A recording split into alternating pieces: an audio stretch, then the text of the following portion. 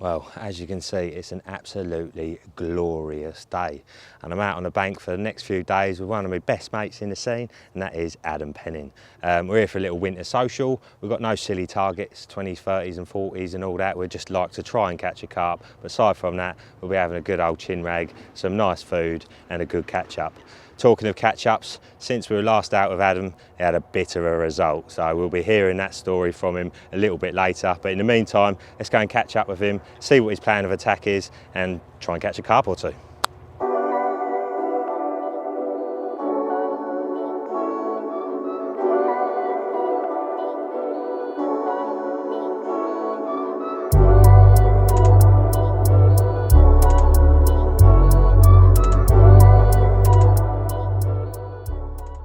Makes you glad to be alive, mate. Out here in the fresh air with a clear blue sky and an incredible looking lake in front of us. Lovely place, isn't it? Yeah, really, really nice. I think certainly as soon as I stepped foot on here, it just felt like a proper lake that you want to be at. You probably had a similar vibe, didn't you? Definitely, yeah. I mean, obviously we've had a little walk round, and it just seems like, you know, most swims have got their own water. By all accounts, most swims are packed with features, and more importantly so, we've seen some incredible looking carp, haven't we? Some of the carp that swim in the Wharf Pool are, I would say, some of the best carp in the whole of the UK.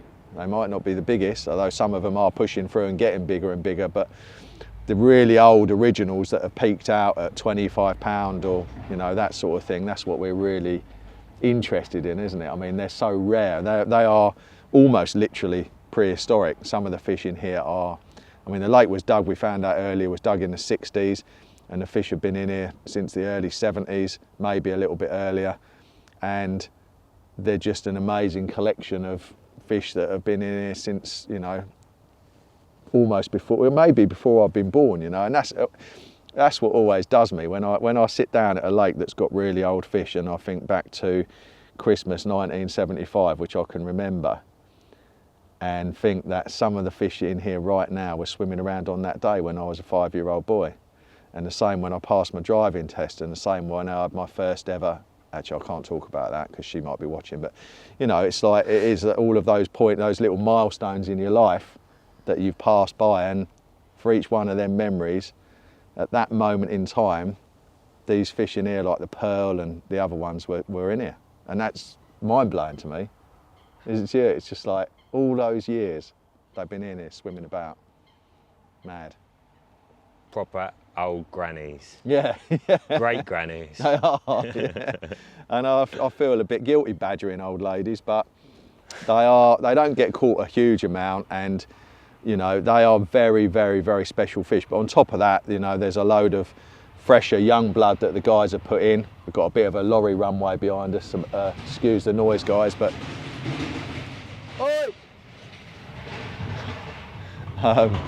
It's a bit unsociable, isn't it? It was, wasn't it? He had 2 skips on the back of his lorry and he was flooring it.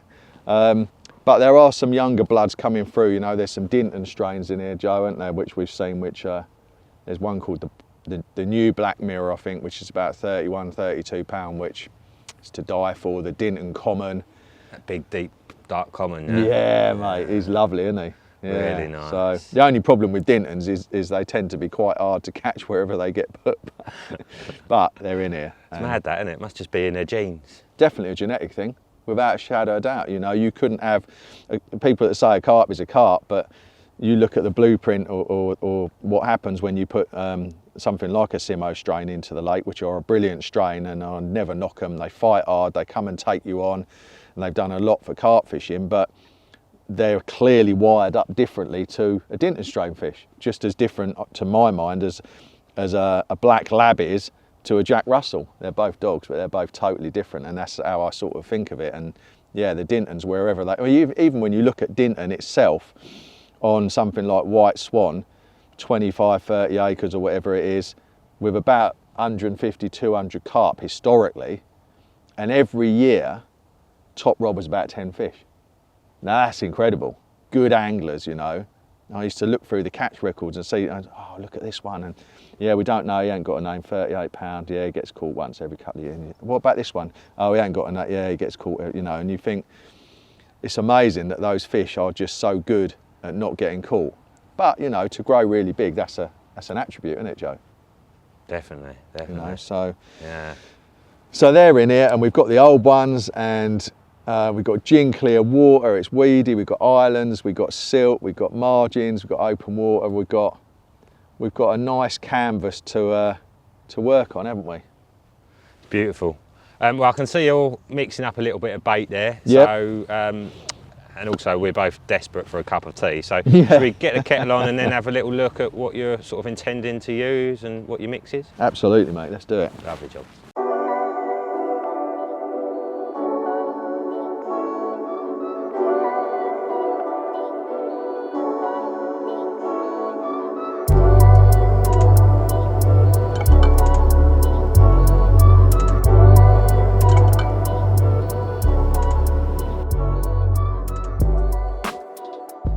Cool, right, well, thank you for the brew. What's your plan of attack, mate? We're on a new water that we've never fished before. Yeah, it's always interesting, isn't it? It's always a bit of a challenge doing that when bringing cameras along to film the occasion. But we've been very fortunate that we got loads of local advice from the two guys who generally catch more fish out of here than anyone else. So that's definitely an advantage. And really the key thing for me is fishing where I've managed to see some fish, because I got here a little bit earlier than Joe, which was a little bit naughty, I suppose. But I think it was because Joe was late. Yeah, he was. Yeah. Joe was stuck in traffic and having a bit of a maggot disaster. But so I got here and saw one not long after first light in this swim, and then about 45 minutes after that, when I was further down that way, another one rolled, which was in exactly the same spot. So that's enough for me. There's loads of spots around this lake that I really, really like the look of, including the corners that are tinged with colour. And you know, there's other swims I would have been very happy in, but you know, I do feel compelled to fish where I've seen fish roll, and Joe was chilled out about it, so I did offer it to him. I offered it to Rog, but I have to say I was glad to get in here, because fishing where I've seen a fish is what I always prefer to do. So both of them were about, I've lined them up with a thing on the skyline. They were both in the same spot, and about 40 or 50 yards out. So I'm going to fish those with my sort of go-to winter tactic, really. I don't know if it'll be the one on here, but it's going to be boilie crumb and maggots and a maggot hook bait. And like I say, that's my sort of first port of call as soon as it gets cold. I know you tend to do a similar sort of tactic, don't you? So if I didn't know what to do, I would just say, well, look at what Joe's doing, because he's always got it figured out. So the fact that I'm doing what you're doing has given me a nice little boost of confidence. So I think, sticking my neck out on the line, that with a couple of nights, we've got 2 nights, I think we can get a fish between us. And I don't obviously mind who gets it, but I think we can get one. It's only done 3 fish in the last 2 weeks. 2 weeks or something. So it is not by any stretch an easy lake, but I'm happy. What's your vibe? I'm happy you're happy, that's my vibe. The sun is shining, so I've got a smile on my face. Yeah. Yeah, like you said, mate, key information, seeing fish. Personally, I don't know, because I had such a struggle the last couple of weeks where I was fishing, I'm kind of not sort of going down the route of fishing some of these bays and reeds and whatever. I just feel like, you know, going on and not just last week, but this time of year in general, they tend to do most of their feeding at night, don't they? In open water. In open water, Yeah. often in the deeper areas, Yeah. for whatever reason that is. And then in the daytimes, even though I was finding them in shallow water, moving about, I just couldn't catch them. So I don't know, maybe it's different here. Maybe we will have a chance of catching one in the edge. But I think for the main focus of my fishing, yeah, I'm gonna get out in the middle of the pond. Apparently there's an area out in front of my swim which is a bit of no man's land that a lot of people ignore. So that's always something to go on, Absolutely. isn't it? Yeah, definitely. I mean, that was one reason why I was slightly reluctant about coming in here, because it is ostensibly fishing the most popular and pressured part of the lake, but I have to push that to the back of my mind and think that's where the fish are at the moment, so I'm going to fish it. But yeah, I mean, normally I think probably because we have both similar sort of styles, we'd be in the corners and the bays, but the nights are longer now, aren't they? Longer than the days. Obviously they're longer, but they're actually a longer period. So I guess for me it's about thinking, right, well, if the biggest amount of time in 24 hours is darkness, and we both think that the fish for the duration of at least that will feed in deeper open water, then that's the lion's share of that 24-hour period. That's where you want to be fishing, isn't it? And if we can maybe make an opportunity in the edge, then yes, but I think it'd be foolhardy to think I'll try and catch one during the day when it's like for 8 hours, and then for like 16 hours you're like, you know, just dawdling along. So maximisation is the name of the game, isn't it? I hope.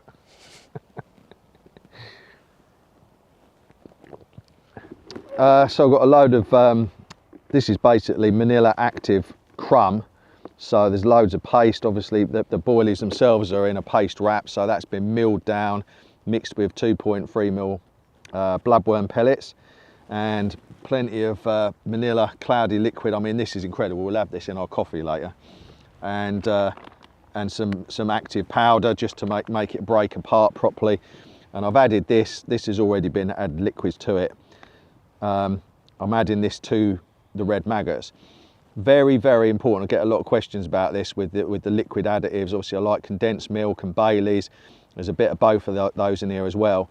When you add your liquids, guys, to this crumb and pellet mix, especially with the Manila Active, which has got a lot of paste particles in it already, if you add too much liquid and make it really, really stodgy, that is counterproductive. So you want it fairly dry, but with a light squeeze, it will do that. You know, so you don't oversaturate. A lot of people have been doing that, I've seen online, and the key is just to add the liquids a bit at a time, keep mixing it and get it fully dispersed. So I've got that, and I'm adding that to these guys. I've already got a fair bit in here. Good old red maggots. And I'm going to get a little bit more liquid and powder in there, but that's my bag mix. Okay, mate, so little lead around, crucial. Yeah, absolutely crucial. No float required, just a bare lead on a bit of braid. Well, a bit more than a bit of braid, it's probably about 300 yards of it. Yeah, bare lead, a quick link, and a rubber sleeve. That's all I use.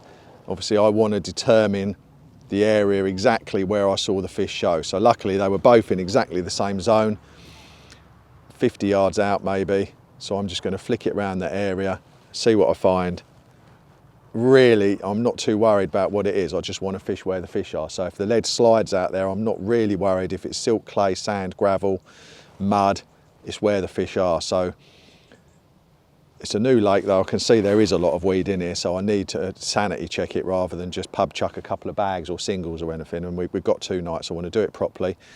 I would never normally do this during the morning feeding activity period. So, you know, even if I had been prepared and organised, I wouldn't have leaded about close to the time where those fish rolled. But now a few hours have passed, the fish will have mooched off doing whatever they're doing, and now is a good safe time to assess the area, hopefully safe in the knowledge that whatever they were doing there, they're going to come back.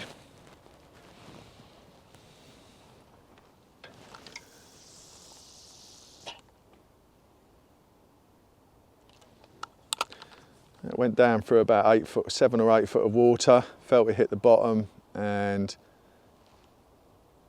it's dirty, very, very dirty. So well worth a check that, look. So anywhere for me, anywhere where the tip resists me and jags a bit, I can't present. Anywhere it pulls smooth, it's getting cleaner now, there. Now it feels just like clean silt. It's gonna go out a touch further. Should think I probably maybe pulled for a little bit of silkweed and silt there. Again, because I'm gonna be using maggots, I would like a fairly clean bit of bottom. That's not from out there, I picked that up on the surface just close in. I don't mind fishing maggots in silt, but not really in silkweed. So it's going to go out a bit further, see if we can find something a bit cleaner. a lot dirtier. So this is going to take a little bit of, oh, just pulled onto a patch of gravel. Okay, that's definitely of interest. So I'm going to clip that there. Don't ever think, oh, I'll clip it. I won't clip it, I'll go back to it next cast, because sometimes you just never find those spots again. So the tip travelled for about, and we've got a train line behind us as well. So the tip travelled for about 4 foot, trundled across very fine pea shingle, and now it's locked up in quite thick weed. So that is of serious interest to me. I've got weed this side for hiding the lines in. Wherever there is weed, there's usually carp, you know, wherever the thick weed is, and that is quite thick. So I'm really, I say quite thick, you know, it's there. It's probably a foot or so of it off the bottom, and I'm pulling through quite a lot of it, you know, so that really, really appeals. So I'm going to bring that in, clear the lead, and go back out to that same spot. I expect to find a bit of blanket weed round the lead, silkweed, blanket weed, that sort of thing. I don't know the Latin name for it, please forgive me. But that's what we got. That's right, I don't speak Latin, mate. I Like don't think Latin. many of the viewers do either. I think you're all right. They like Latin dancers though, don't they? So there we go. Typical silkweed, blanket weed, whatever you call it, like the stuff you get on the sill of a weir pool. Lovely and clean and fresh, no food in it, but that's the sort of stuff. That was what was giving me resistance this side of that pea shingle. So I'm going to go back out to the same zone and see if I can map out the goalposts, as I call it, the left and right extremities of the spot. Little patches of fine, clean shingle surrounded by blanket weed are a real favourite of carps and mine.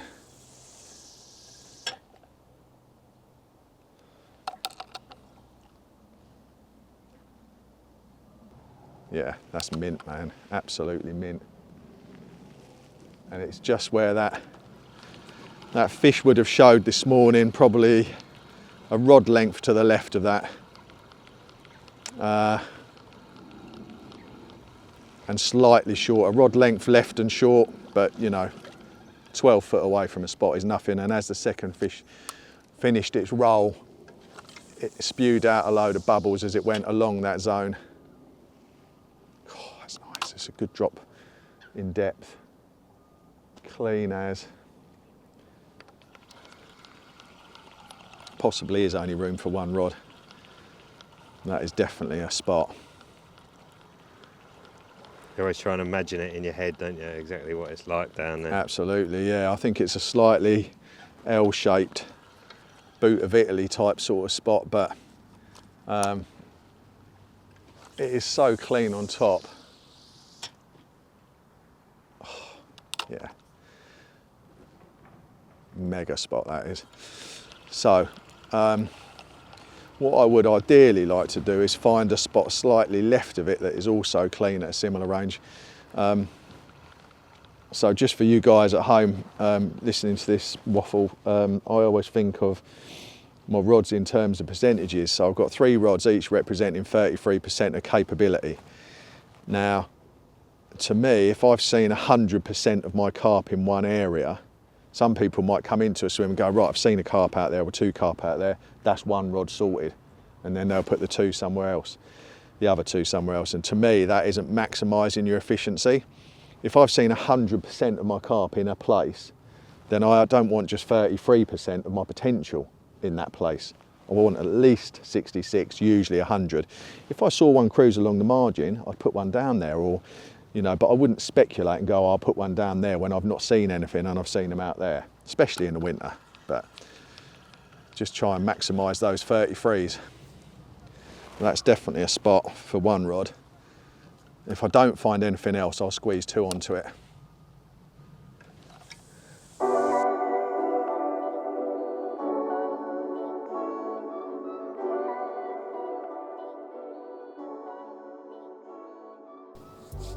Well, there we go then, 3 rods out on the dance floor. Got 2 that are fairly close together, probably only about 6 or 7 foot apart. Feels like there's a bit of a silty strip out there, probably about 5 foot wide, something like that, maybe 4. And then to the left of that, exactly the same range, there's a firmer spot, probably about 15 yards to the left. I reckon that one might be clay, you know, because it goes down with a good thud, but then pulls back pretty smooth as well. And I don't know why, but I've got a feeling about that one. 2 spoms over each rod, just a mixture of cell crumb, some maggots, a little bit of hemp, a few pellets, tiny little bit of sweet corn, and then a shed load of the old Smart liquid in there as well. But yeah, I'm feeling pretty happy, even though obviously I haven't actually seen anything in here, and the main reason I went in here was so I was closer to Adam for filming purposes, but I did have a choice of next door as well, but I did fancy this area more than that one, just because I've got a nice bit of open water out here, and I can imagine them getting out here tonight. So hopefully if they do, we're going to have a bite or two. Super confident with everything I'm doing. Got me the old faithful solid bags on, 8mm mainline pop-ups, the white ones, high-vis ones, topped off with about 8 maggots, 8 white maggots, in amongst a little bag of pellet and maggots. So yeah, dangerous, super lethal tactics that if the fish come across, I've got to catch one, surely. Right, Ed, I see you got 2 rods out. Before you get that 3rd one out, mate, let's have a little look. So this is just my little PVA depth charge presentation. So it's on the end of the line. So it's a way of fishing a helicopter rig with a bag, casts really, really well. And you know, the size of the bag and the size of the lead you use determines how far you want to get out. So you can put a little tiny bag with a 4-ounce lead and it casts like a dream. Or, you know, fishing at this sort of range, 50 yards or so, bigger bag, small lead. The lead's on a boom inside there and it clips onto the end of the line. And then the hook bait is a tiny little pop-up with 6 maggots on top on a soft coated braid link. And that's fish straight naked style on the helicopter setup that you can see there. Bit of putty up the line, fluorocarbon main line. And yeah, that's it. And sorry, how have you attached those maggots? So they are just, so I've got a tiny little rig ring swivel going through there. So I've pulled that, pulled the pop up onto that via a bit of floss. Then I've taken one end of the floss, put it through the needle, put 6 maggots on it, slid it down, taken the needle out and done a few overhand knots. Nice, that's super neat and tidy that, mate. That's naughty, and it almost looks like it should be illegal.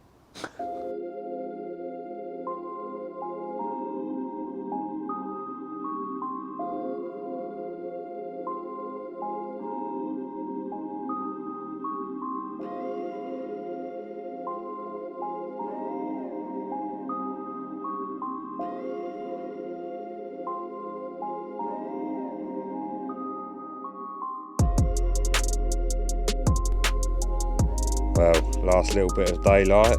Looks like it's going to be a chilly one tonight, mate. Yeah, definitely. It's dropping away really, really quickly. Got the old extra layers on now and I've got a few more to go. I'll be like an onion by midnight. But yeah, it looks all right. You've had that occurrence on your middle rod, haven't you? Yeah, little bleep on there. No little birds. bleep, it was still swinging like that when we got up there. That was a proper liner, I reckon, wasn't it? Yeah, there was no birds about at the time either. No, So. very positive sign.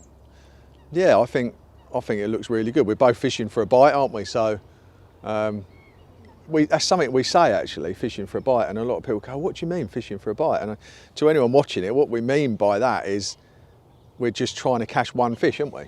A bite, rather than trying to empty the lake. We're both doing tactics that, if anything comes along, should give us a chance at one fish, and that's enough really, isn't it? Yeah, as soon as you start putting out a load of bait, it's giving them so many options, isn't it? You're expecting them to feed a lot harder, and yeah, probably minimising your chances a lot of the time anyway. Yeah. Certainly this time of year. Yeah. Well, we've got about, what do they say is in here, numbers-wise? Just over 100, I believe, 120 or something. Right. So yeah, enough to go at, and any one of them would make a, well, they're season makers, some of the fish in here, aren't they, Joe? Yeah. I mean, there's a couple of 40s and a dozen 30s, but I think it's the older, you know, The crustier 25s, ones that are, you know, sort of really intriguing us, aren't they? Definitely. So what are we eating then? Well, I've actually knocked up a lovely chicken madras. It's like what? A medium one. I didn't want to go too hot. You are the man. That's amazing. Top man. Brilliant. Yeah, we've got that and a bit of bread. Couldn't be bothered with rice. But yeah, I cooked it last night, so it's been marinating in all them juices. Oh, and yeah, ready to be devoured this evening. Lovely, lovely. Sweet. All right then, mate. Well, I think we're losing the light here now, so... We're coming into the witching times now. This is when it starts to happen. On most lakes this time of year, it's about the next 14 hours, isn't it? So, let's hope. Get my eyes off this screen and get them on the water.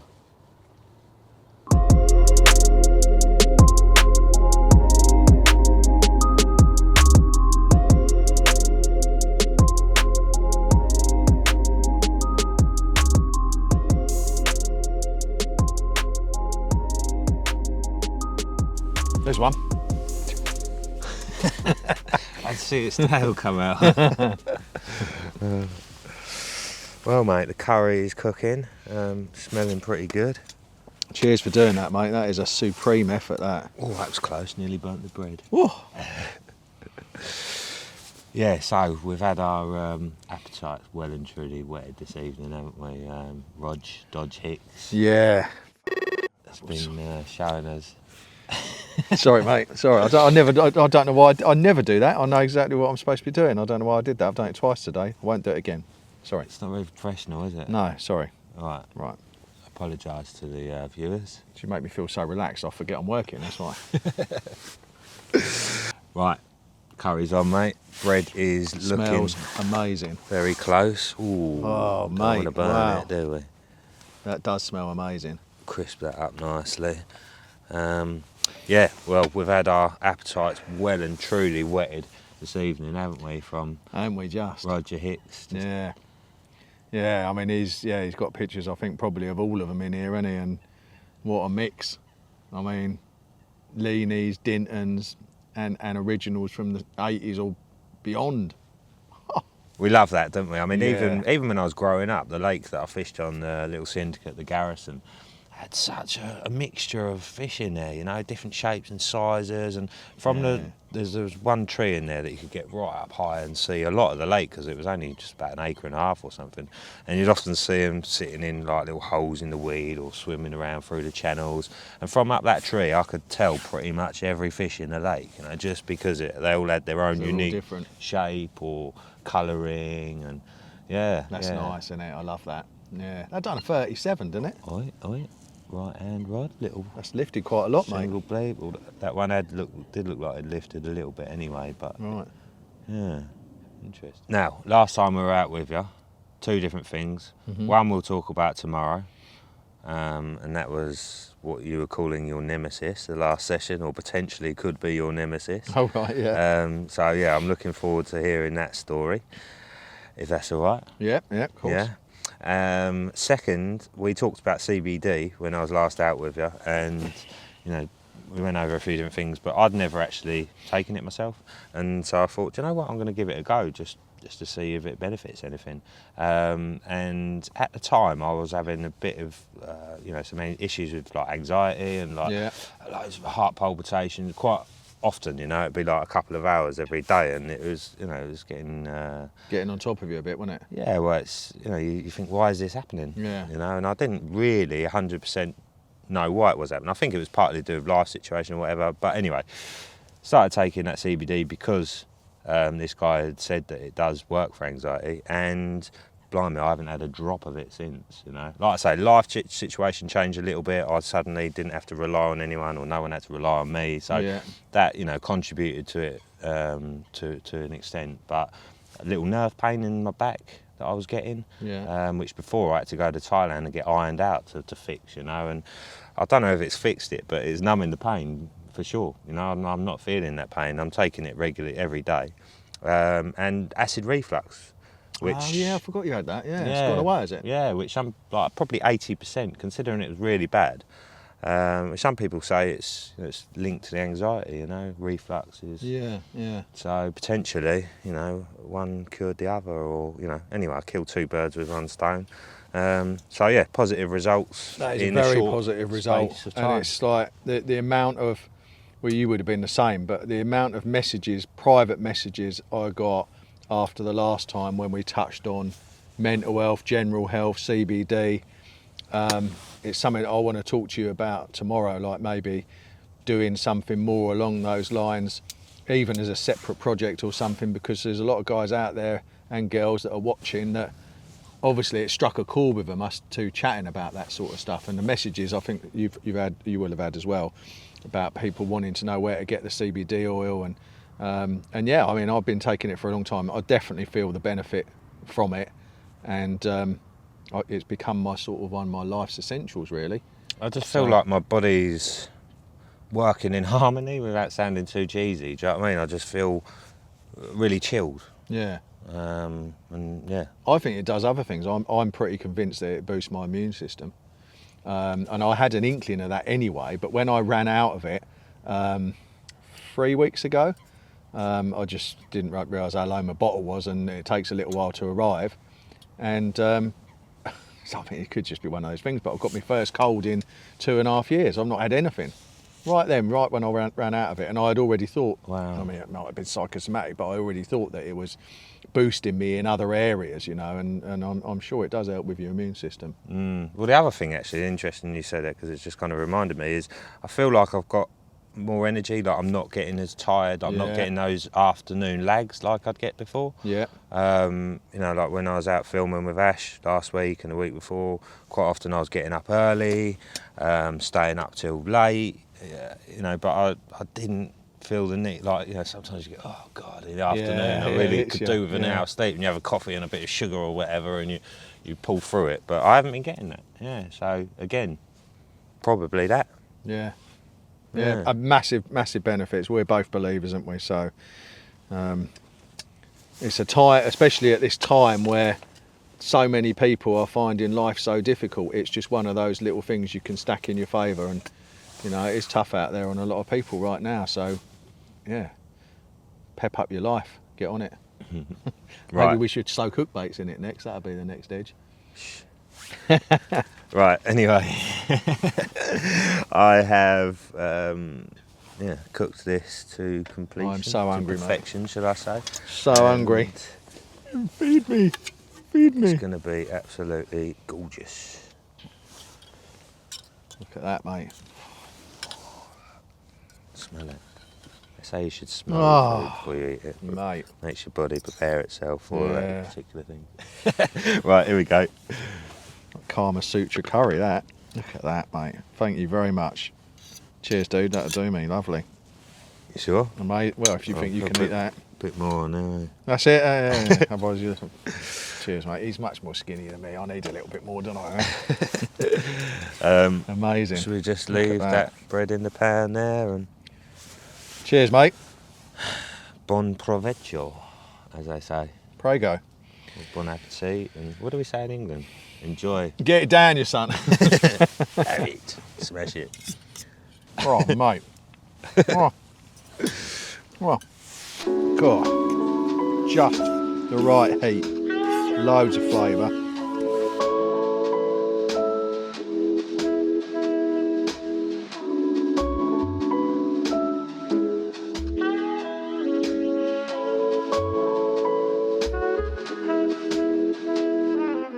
Well, very chilly morning and very still, lifeless rods.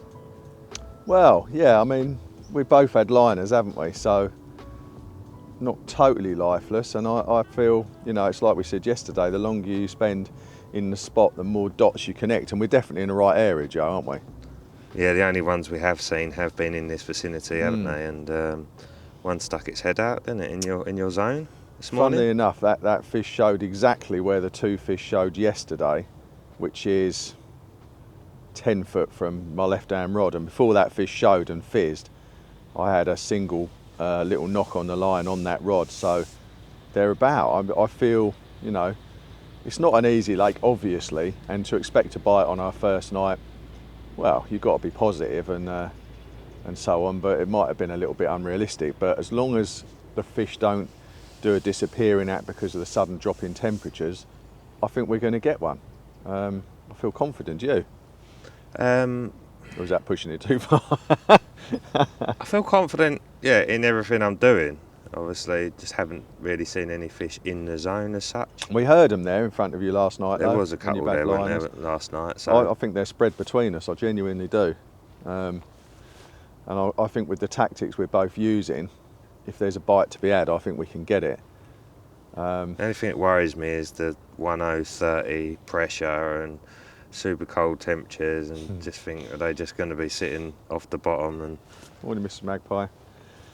Well, yeah, mate. I mean, at least, you know, the fizzing that I've seen show, even when it's 1030 or above, at some point in every 24-hour period, they're going to touch down, dust up, even if it's only for 5 minutes. So it just reduces your chances. I don't think it's going to stop our chances. Having said that, I didn't know it was 1030, and I wish you hadn't told me.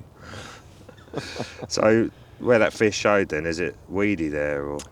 So yes, that's exactly where the 2 fish were yesterday. Same spot again. Very, very interesting, because I've only actually seen 3 fish show on this lake, and they've all been bang on the same spot.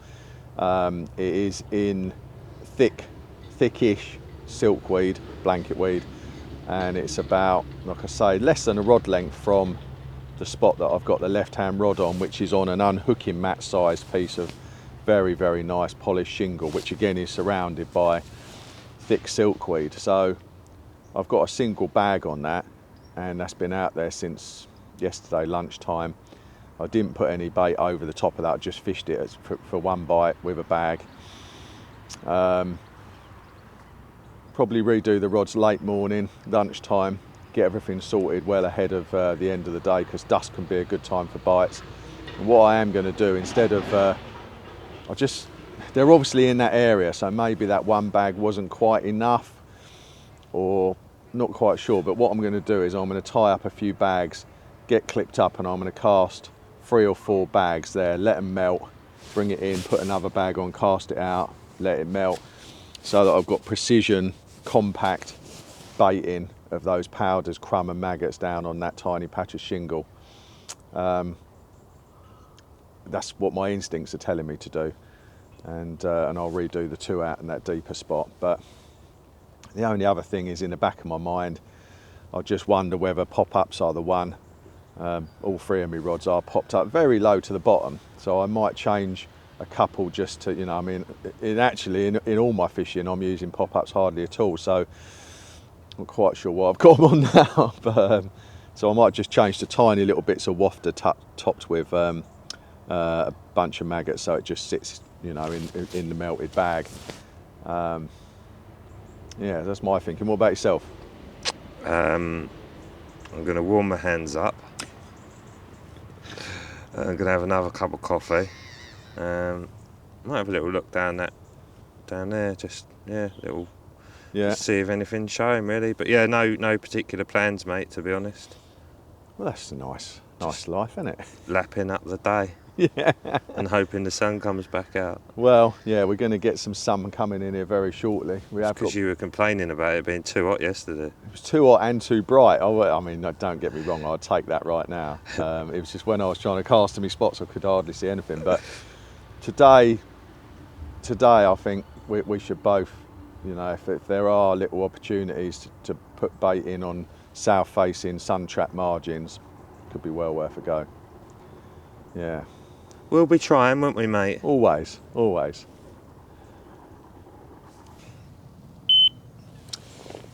So we're fishing a proper retro lake, trapped in the mists of time for super old carpy carp. And I've dug out my old collector's item alarms, just specially for this trip, really. I've only used them, this is the second time I've used them since I've had them in 2 years, and I thought what more fitting place to come down and give them a little run out than down at Wharf Pool. So they were lucky for me last time. Let's hope they can do it again. So what I'm going to do is the left-hand spot, the one I'm most interested in, which is very small and compact. I'm just going to bait that with solid, well, not solid bags, but very tightly packed mesh bags. So I've got a little old C-clip on the end of my line there. So if I tie an overhand knot in the top of the bag, I can just slot it into the top of the clip, like so, which is always easy when you've not got a camera on you. And that will sit in there and the knot will hold it in there nice. I've got a good sized lead so that I can get the right trajectory and accuracy with it. If I put a tight, because that's a big heavy bag, a little lead would be counterproductive. So I'm going to cast those out there, give them 5 minutes to dissolve on the spot, and that's how I'm going to bait the left-hand spot, which hopefully will do us a bite tonight.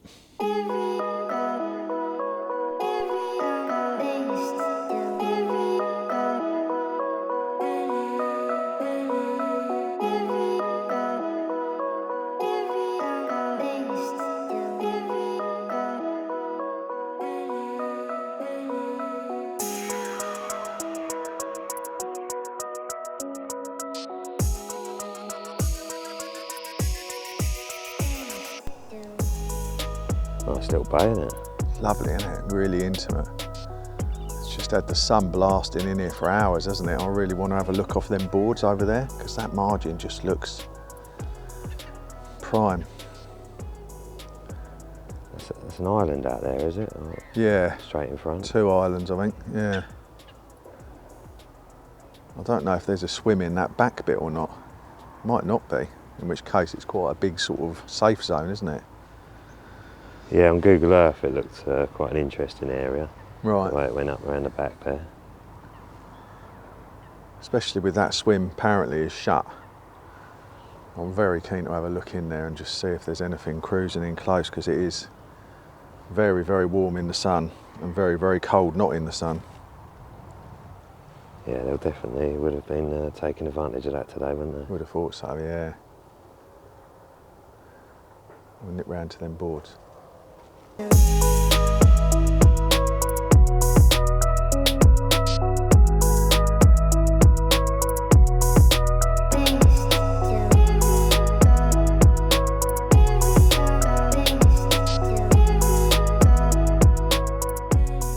Joe and I have just come for a little bit of a walk.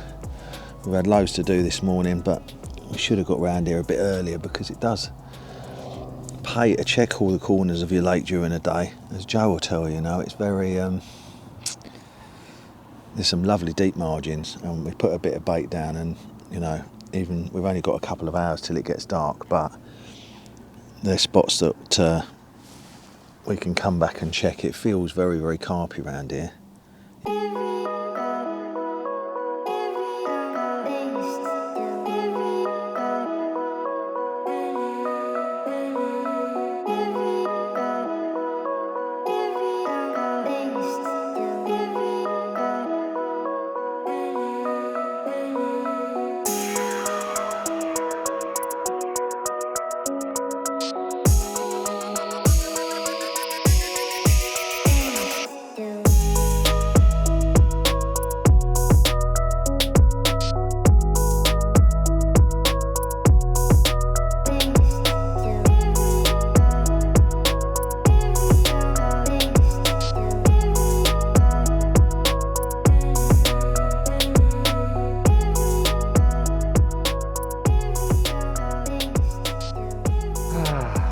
Wow.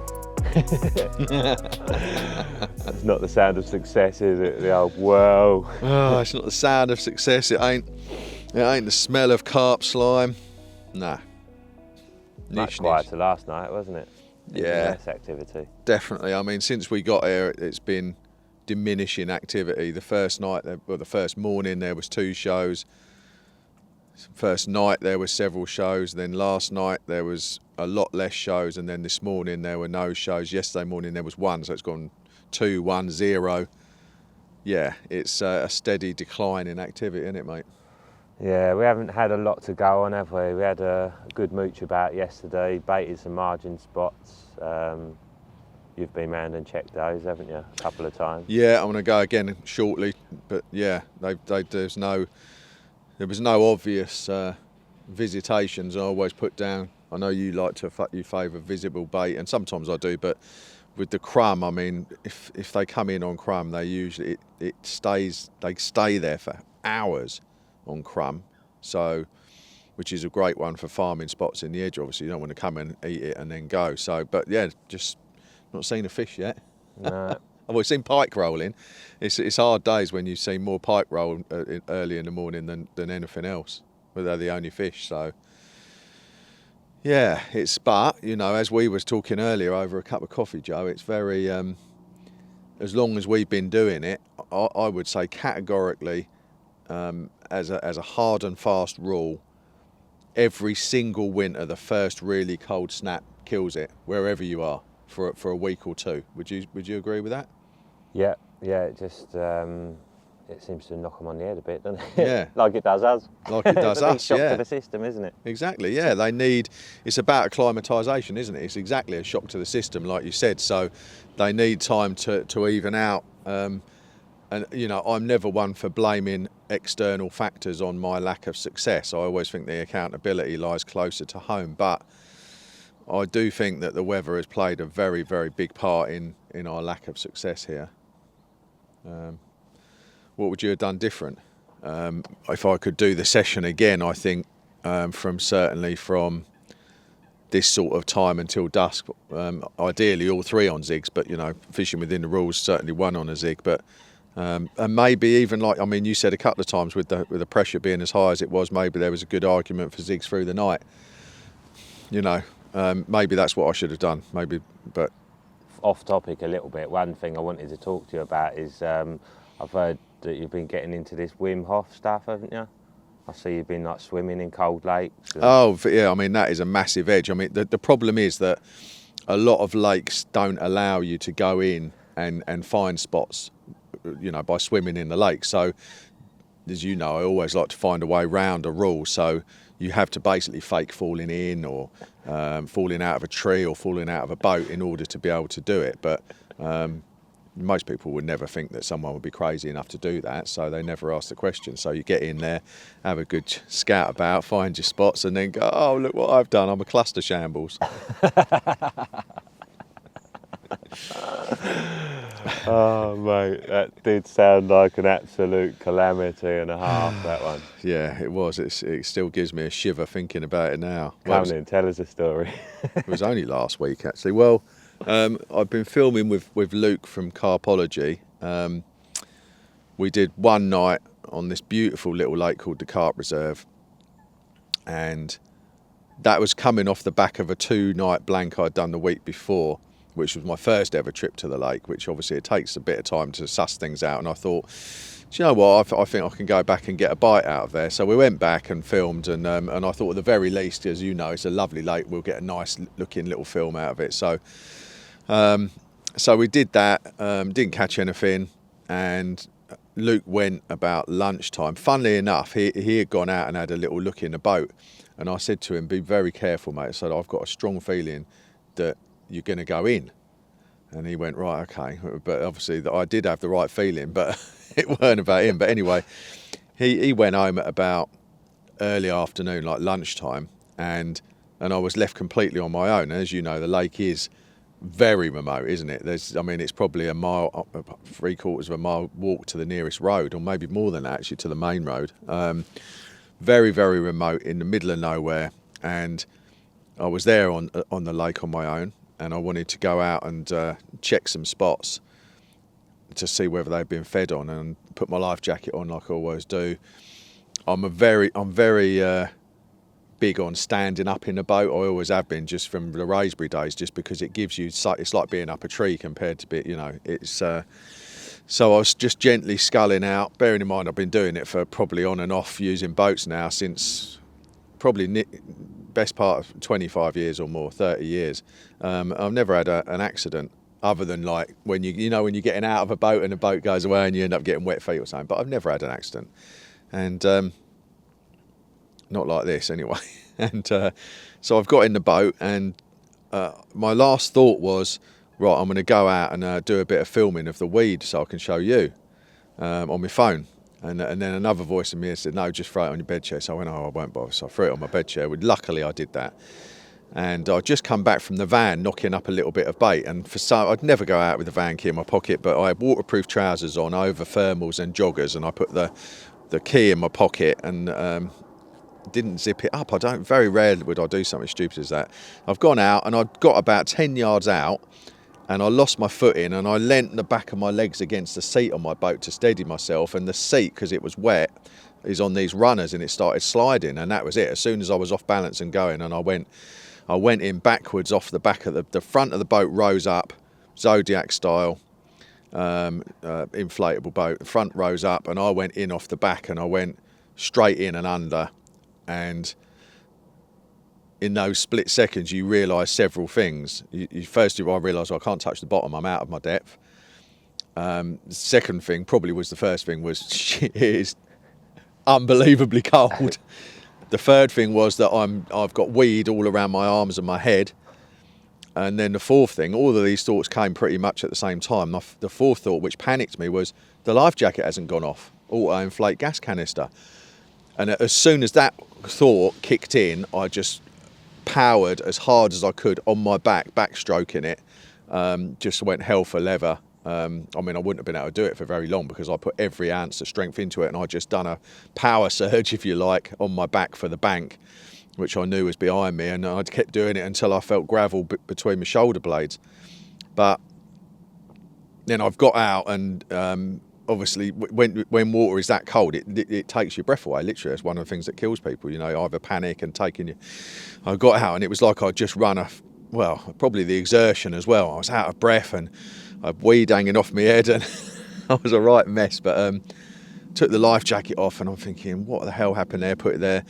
And then I've now realised, right, I've got all my spare clothes in the van. So I've reached in my pocket, no key. So where I've gone in on my back with my legs up, it's obviously slid out. So now I'm miles from anywhere, no other anglers, and all my warm, dry stuff is in the van. And I'm, you know, it's not a good time of year to be in totally wet clothes. So I thought what I need to do is find the key. So I thought, I'll get back in the boat. I really didn't want to get back in the boat. I managed to cast a line over the boat, and I've dragged the boat in, turned it up the right way, got in it, and I'm shivering, and I've gone out leaning over the hull like this, just looking along the bottom around where I thought it'd be. I thought if I see the key, I'll have to either swim down and get it or try and net it or whatever. And I did this for about 20. You imagine how cold I am now, like leaning over the boat in soaking wet, everything, just and in the end I couldn't see it. And I was so cold that I went back into the bank, and I thought, right, this is I've either got to break the window of my van because it could get dangerous, or I'm going to put out a phone call for help. So I rang my wife, and luckily she came out to rescue me with a load of dry clothes, dry boots, everything that I needed. I think she thought I was going to get changed, towel dry in the car park, and then go home with her, but I decided to do another night. Got the weed out my ears, and yeah, I mean, it was just one of those ones that really the sort of carp gods were there for me, because I've been out in that life jacket. Oh, while I was on the phone to her calling for help, suddenly whoosh, like an airbag going off next to me. I thought it scared the life out of me. It was the life jacket. It did go off 20 minutes too late. Wow, that's not good. No, and I thought if I had been out like another, even 20 seconds later, I would have been another 30 yards further out. And the weed was so thick, I don't know if I could have kept up that power surge backstroke, you know, because it was a lot of effort in all those clothes. My boots weigh a ton, everything.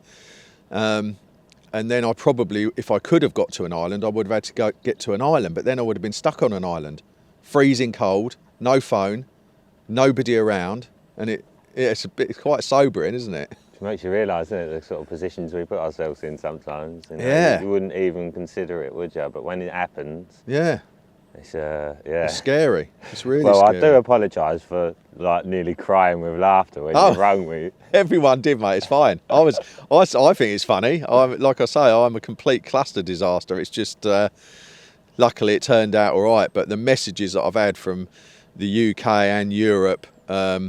Of well-wishing messages, which has been incredibly humbling, and messages from people saying thanks for raising awareness, because apparently some people have done videos about wearing chest waders in boats and saying that it's safe, and apparently 2 other anglers had done a video doing it in a swimming pool and proving that if you went in chest waders you'd be all right. And apparently they had to delete the video, but I mean, you don't really want to be risking anything like that. I mean, if chest waders fill up, I mean, yeah, if they're full of air, but then you're buoyant at that part, which is forcing the top half of your body down. Don't wear waders in boats, guys. Just wear a life jacket that works. One that if you've got a gas canister type that I had, get it serviced or checked or renewed every single year. And other failing that, then just wear the traditional one that doesn't need inflating, you know. Yeah, very sobering. I mean, really, I mean, I've got one of them gas ones, and it's about 15 years old. You know, but it makes you think, well, you might as well just have a flotation one anyway, and Yeah. then you haven't got that risk in your head, have you? Exactly.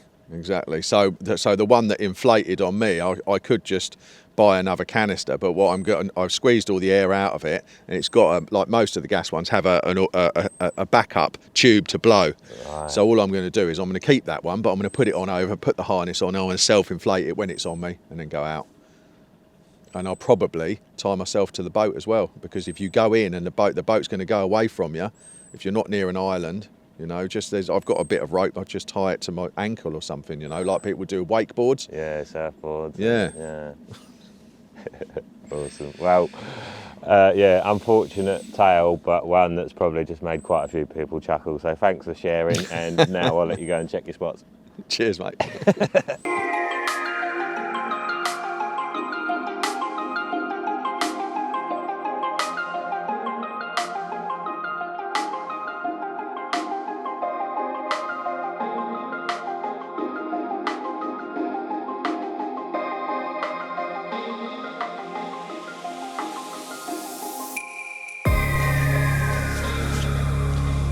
Right then, Adam, as well as getting out for a little winter social and a struggle in the cold with you, It's always enjoyable, that. one of the intentions was to have a little chat about a particularly special capture that you had since we were last out with you. Yeah. So, I mean, I didn't think what I'm about to tell you was ever going to happen. It had just been it was just one of those missions where I thought, you know what, this fish may well be my nemesis. Not because I had spent 10 years trying to catch it or anything like that, but just because of the amount of his mates that I was lucky enough to catch again and again and again, and still I hadn't caught him. So you start to question things, don't you? But I think the one thing that I'd always adhered to in my angling, and it's something I do get questions about, how to target the biggest fish in the lake. Well, there's loads of different answers to that, but the one that I tend to use and used on the Grendon campaign for Tyson was just to keep getting bites, just catch as many as you can, and usually they'll come along. But obviously it hadn't come along. So I was thinking, what is it something I'm doing wrong? But then you think, well, at that point I caught 75 carp out of the lake and there's only 35, maybe 40 in there. So you think, well, I'm definitely not doing anything wrong, but am I doing something that's wrong for him? You know, so then you start thinking, should I be fishing away from where I'm seeing? I mean, I'm just not programmed to fish in a quiet corner thinking he might be here on his own and all the others are down. No, I think I even questioned you, didn't I? I was like, you know, so is there anything, you know, that you're going to do? You did actually, yeah. To try and... Yeah, to swing it in my favour. And I think I arrived at the conclusion that boilie fishing was the way forward, was the only way I was going to catch him. And I just became convinced that bottom baits, really long hook links in the silt I became convinced that's how I was going to catch him, because no one was fishing like that and it was working so well for me. So I got to this point where I just thought, I've just got to the last fish I've just got to keep catching. The last fish that I caught before the fateful night was a 25, 26 pound mirror, beautiful old creature. Again, quite a rare one, and that was the 5th time I caught him. So you start to think, flipping, what have I got to do? But so on this particular day, I got to the lake very, very early, and I saw one fish show, and it was in an area that I couldn't get to because there were a few other anglers on. So I've lined it up. I couldn't get close to it until later when someone packed up from that area, and I went round and luckily managed to get myself in that zone where I'd seen this one single show very early in the morning. And through process of elimination, I'd sort of triangulated it to this deep silty and weedy area that was a bit of no man's land between different swims, and it was quite a long way, about 100 yards out, and I thought that's where I need to be. So I deployed all 3 of my rigs in that area, and when I turned in that night, I was very mindful of the fact that this probably isn't the area I need to be in, but I'm just fishing for the one fish I've seen. At some point over the next 48 hours, there's going to be activity somewhere else, and I'll end up moving out of this swim, and I won't be doing another night in here. As it turned out, that was bang on. But I thought I'll be somewhere. I might be in the arm behind me, or I could be over there in the boat in the corner or wherever. So I was preparing myself for a dawn watch the next morning and to have eyes on it all day to make sure that for the second night I was, wherever they showed, I was going to be on them. And by that I mean the one single show I thought probably wasn't where they were, but it was all I had to go on. But I really thought that over the first 24 hours plus, I would be able to figure out exactly where they were and then position myself accordingly. But obviously I was just fishing for this one show, and I remember I got up in the middle of the night for a wee, and I'd been fishing not super slack braid, but all on the deck with little back leads, even at range, and it was very, very sensitive with a little swivel head bobbing. I'm laying on the floor with it's like a little fulcrum of sensitivity, that hinged head, and I could get, when my buzzers were set exactly right, I could get a lot of indication if carp were in the area. All night you'd get little bleeps and knocks all night without, and because they were little bleeps and knocks rather than did it all the way up, I felt I was getting enough to tell me they were there without upsetting them that I was there. Right. And that was a big edge. But when I got up for a wee, I thought, I've not had a bleep, nothing. I've fished for a fish that I've seen, which is the correct thing to do, but I thought they ain't there. Went back to bed, went into a bit of a fitful sleep, and then not long before dawn, the first rod that I deployed at 95 yards or whatever it was, that was the rod, the first one that I put out, and I thought, right, that is the one, and then I'll spread the others two around the zone around it. And that rod, it was always the first one you cast out. If you got a bite, it would always be that one. And it's pulled up quickly, and I heard it clatter into the blank, and then drop back a bit, and I'm pulling my boots on thinking, was it a line or what was it? You know, you do get aggressive things like that with braid. And then it's pulled up more steadily, popped out the clip, and then the reel just started slowly going. And that sweetest of moments where you think, I've actually got another bite, and I've not even barely done my first night back, and I'm thinking, everything is just going so well. But at the same time, you hook into, you think, oh, I can't believe I've hooked another one. So I never took it for granted. I was always surprised when I hooked one, and it's plodding around at range, and it was clearly a big fish. There was no doubt about it. And after about 10-15 minutes, I had it in close, and by which point I had decided that it was one of the top 3 fish in the lake. And I caught the second biggest and the third biggest multiple times each, so I was praying it wasn't going to be one of them again, but in my head I'm thinking it's got to be one of those 3 fish. My shoulder's throbbing, which it only does with really heavy fish, and it's gurgling and coughing. It tried to get around some reeds round to my right, managed to get it back. It pinged one of my other lines but didn't turn into anything, luckily. And then I've got it coughing, and it's a new moon, there's hardly any light, and it's a dark night. I've shuffled the net forward and praying that it will go in, obviously. And I just remember this huge wallowing cough it did on the surface, which reminded me of a big fish I caught at Cassien, that same noise in the dead of night when it's so quiet.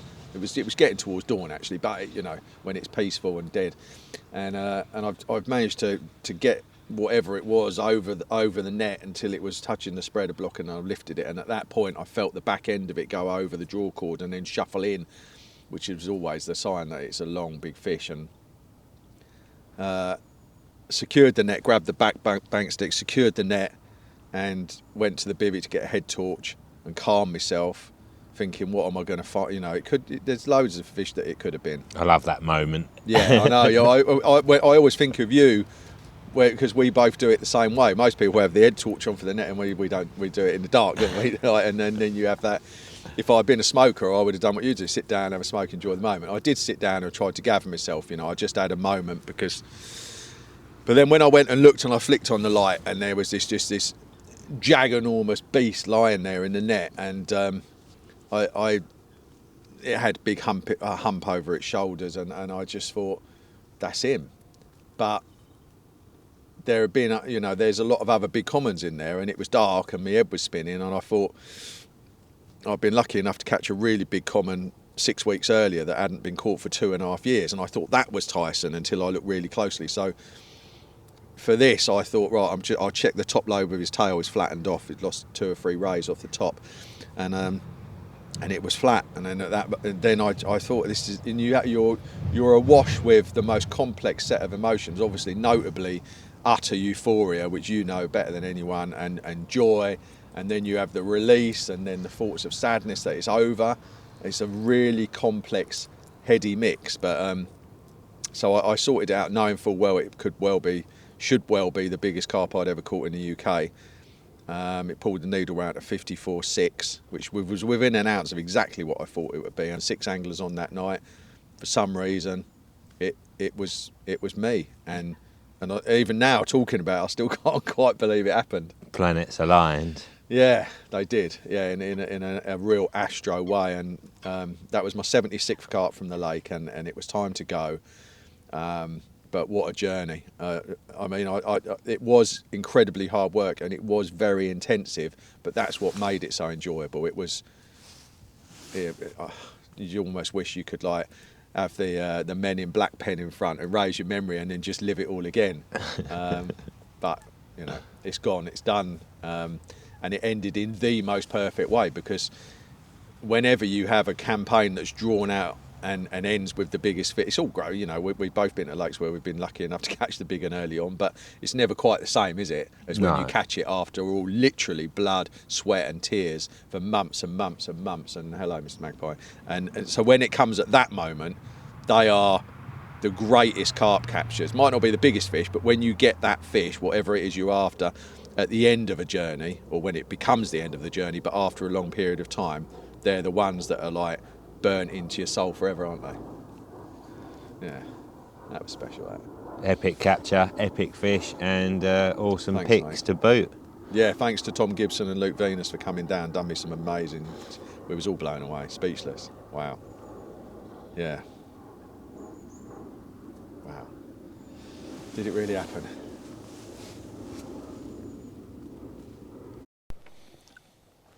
We came, we tried, we failed. But we take it on the chin, don't we? We don't say, oh, well, let's just leave this session on the cutting room floor. We'll keep coming back till we get a bite so we look good, because we don't blank ever, do we? No, this is real life carp fishing. We're on the cutting edge of real life carp fishing, warts and all. So we blanked, so what? But it's a lovely session. It was a lovely session, yeah. I made you some lovely food. The company was great. I made you some, oh no I didn't, did I? Made you any lovely food? No, this was come dine with me, and there was scorecards, and yeah, don't think your food will be scoring much, mate. But luckily, your company makes up for it. I've loved it, mate. They've eluded us, but again, first time on a new lake for both of us. Coincided with the first cold snap. Maybe they were the reasons, or maybe on this occasion we just weren't good enough. The only thing I'm sure of is that we will be good enough. Yeah, we're going to come back? Of course we are. We can never take it No, on the chin like that, can we? No, we're not finishing on a defeat. That's just not how it goes. We'll get up, dust ourselves down, come back with a new plan, and yeah. Like I say, one of the main things for me personally, you know, just the weather's been terrible, and the lake just doesn't feel like it's switched on at all. And although we have seen the odd little bit of activity, I don't think there's a huge amount going on out there. And I think, you know, you could sit here for days on end when it's like this, trying everything and still fail. But there is the other thing that's been on my mind a little bit, is that these are very, very old carp. Does that make a good winter water? You know, is it like humans? They just feel the cold more and they want to do less? Don't know. Makes sense, but we'll find out, hopefully. we'll be back. We'll be back. So, something I maybe shouldn't have got away with. When I was fishing some of the park lakes in London a few years ago, doing a little bit of ducking and diving, should I say. I was fishing one night with one of my friends. He had just got into carp fishing, so he's coming along. I was like, come along with me. I've been baiting like this area, we'll catch a few. And so he's come along, we've hopped a few little fences and that. And 12 o'clock at night, I can hear the rattling of a gate. I've like hopped up and I've had a look. Got 2 carp like sitting in the sack. I'd always, whatever I'd caught, I'd take photos at the end of my session because I didn't want flashing lights and stuff bringing attention to myself from the camera. So I'd like keep them sacked up, do the photos at the end. And I jumped up, had a look, and it was police walking his dogs, sort of end of patrol, and there was kennels in the centre bit of the park. He's come in, whatever, the Alsatian's bolted straight to the fence. I'm about 100 yards away, barking, and I'm sort of like lying right down in the nettles, and yeah, thinking, what should I do? Not thinking, then like spaniels come, and having a bark as well, and he's come running over with a torch, and I've just jumped over the fence, not thinking, and he's grabbed the Alsatian like straight away, and he's like, what's going on? And he's shone his torch, and there was nothing because my rods were all packed away. I was just about to do photos. They was in the bushes, and he's literally like shone it on the sack, probably thinking it was a black bag or something, and then gone to the right, and there was just a carp sitting there in the net. Anyway, I was like, yeah, I'm fishing, and he's like, I know you're probably not supposed to be here because you're not even supposed to be here in the dark, like in the park, it gets locked. I was like, I know, but I'm not causing no harm, I'm just doing a bit of fishing. There's a lot worse that I could be doing. So I was like, can I have a few photos of them quickly? And he's like, yeah, sweet. So done a few photos. He was asking me, like, when my mate was taking pictures, what are they, carp? And he actually opened the gate for me and let me go. So yeah, that was, whether I was a little bit too young and he thought, oh, he's only fishing, he's only a kid, that he was a little bit soft on me. But yeah, no, that was something that I definitely maybe got away with lightly, so I always remember that one.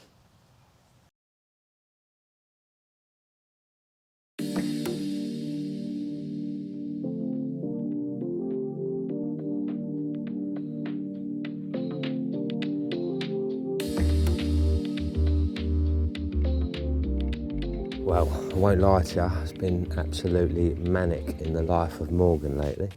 Manic Morgan. But yeah, it makes a change anyway.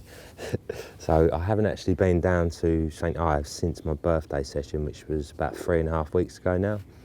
I had a few days off after that, done the Nash podcast, which you can check out if you want to hear a bit about my life. Then 3 nights at Ashbury Fisheries, followed by 1 night at home, then 6 nights at Ecton, and then no nights at home. Went and had a couple of nights social with some mates down in Kent. It was an enjoyable session, and the boys worked hard and caught some nice fish. Like I said, there was a couple of 30s out, and some nice 20s as well. But yeah, it was an enjoyable trip, all in all. Anyway, I left there and had 1 night at home, recharged the batteries, my own batteries and my camera batteries, and then off to the Secret Mere, where we had 2 nights fishing at social for the winners of the draw. That was all cool as well. And then it was a full moon, wasn't it? So I couldn't even face a night at home. I was straight up to Longreach.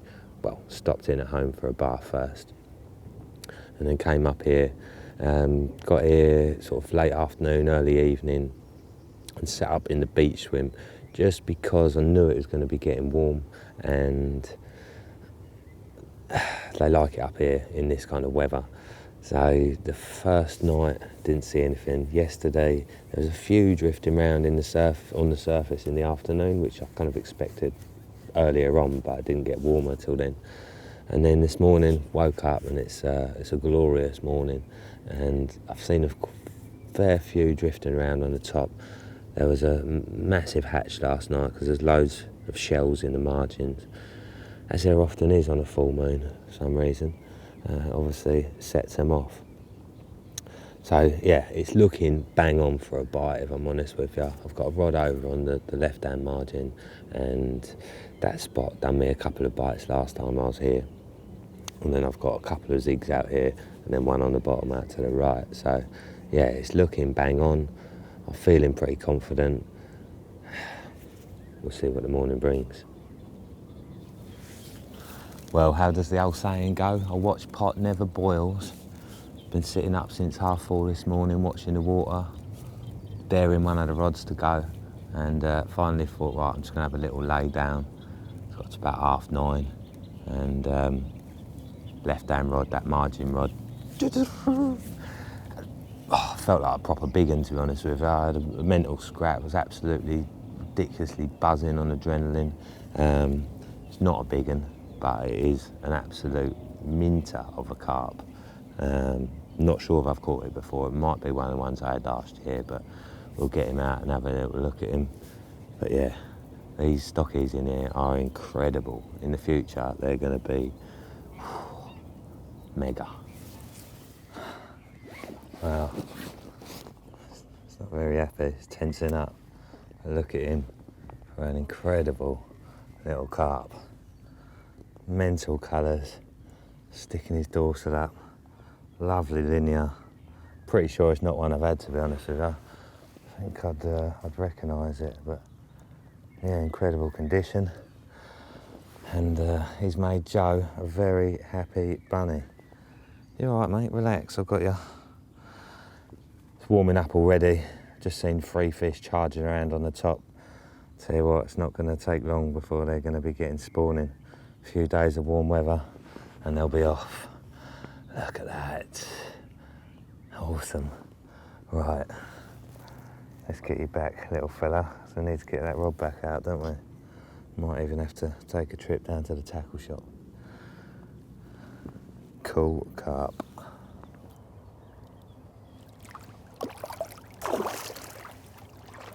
Well, after that fish yesterday, there was a few more around in the afternoon and it was looking good for another bite. I've been saying to everyone the last couple of days, Starburst is coming out. This weekend, Starburst is coming out.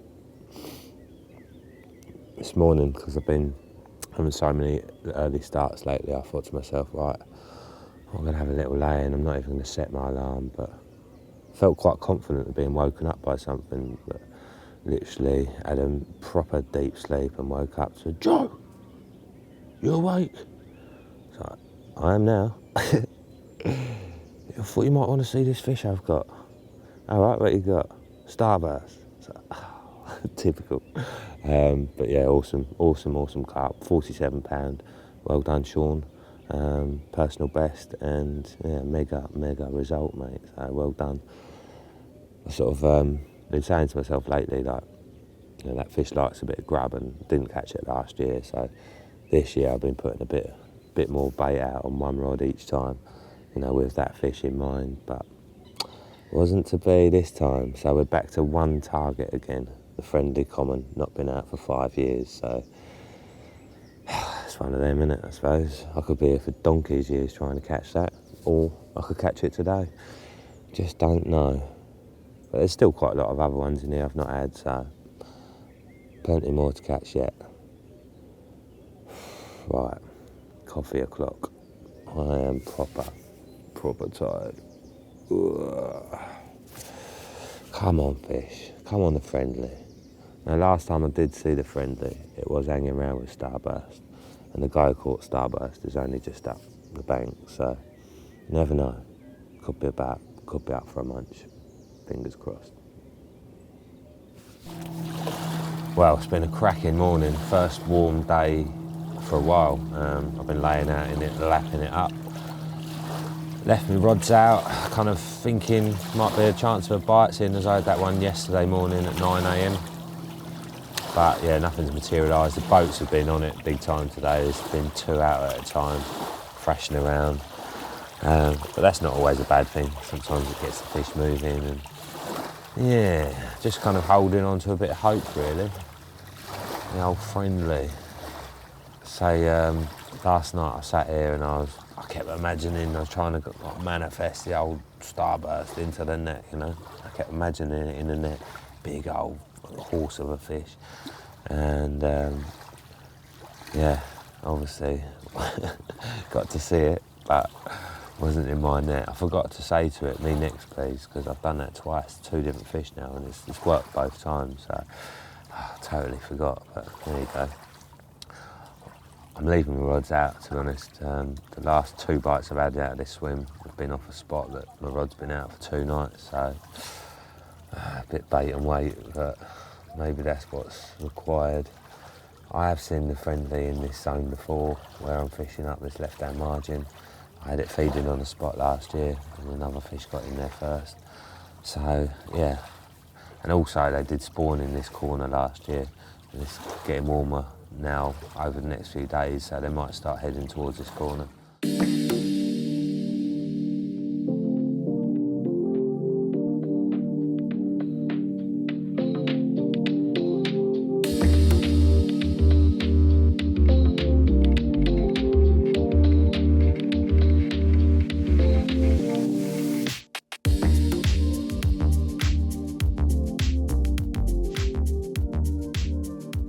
Morgan.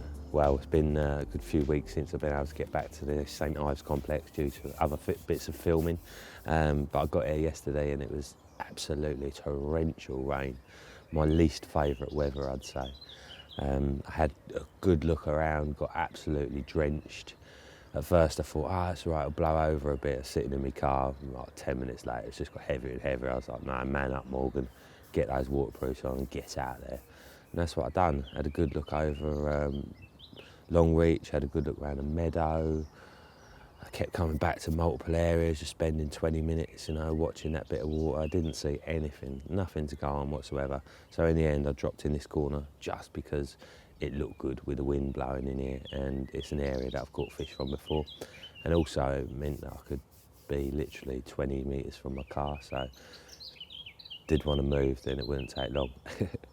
But lo and behold, just after getting the rods out, I've seen 2 fish show. A little bit further out than where I was fishing, but the second one was a bit closer, so I thought, well, I won't bother recasting, disturb them, I'll just let them drift in, hopefully.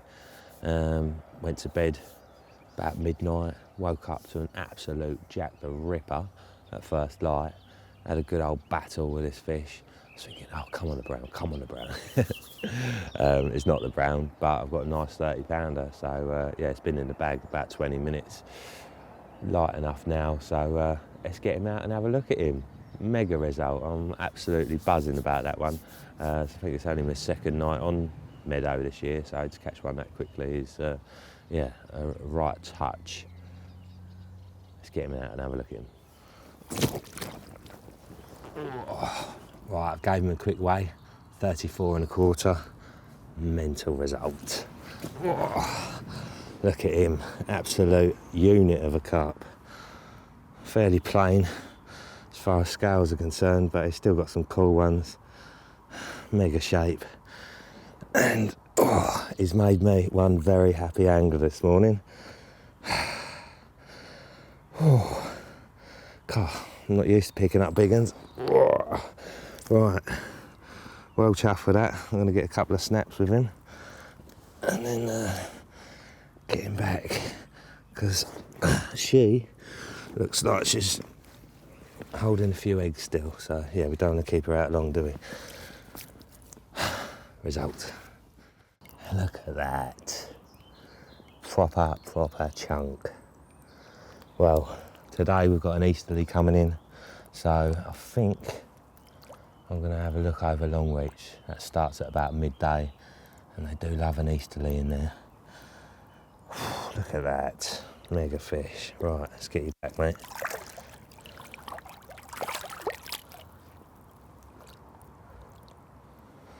Well, after catching that chunky monkey from St Ives, had a good look around the complex that day.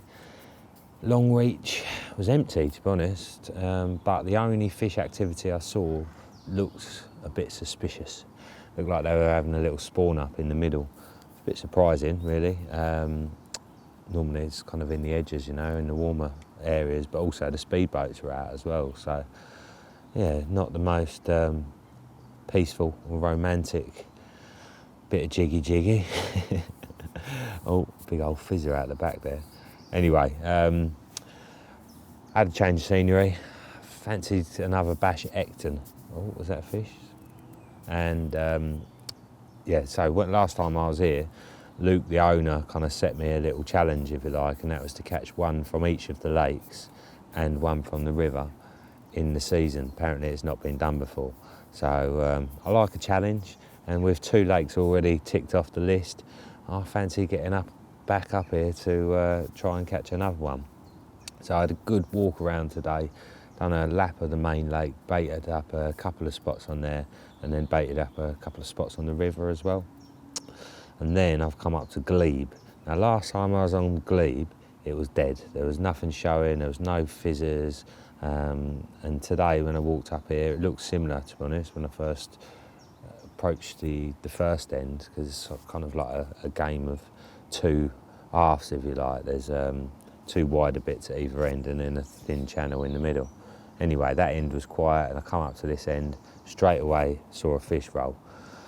Then there was a bit of bubbling where that was. Had a little wander around to the far end, saw another one roll, another bit of fizzing, and it just looked like it was game on. Totally different lake to the last time I was here. So I've put 2 rods out for now, one just on a single, and I put it out on like a helicopter, pulled the bead up and all of that, just, you know, because I wanted to just make one cast. I thought even if it falls in a bit of weed, that'll be all right. Well, it went down with an absolute crash. I thought my rod was going to break. So yeah, that should be fishing absolutely perfectly. Left hand one, I put a solid bag on just off of some weed, and that went down all right.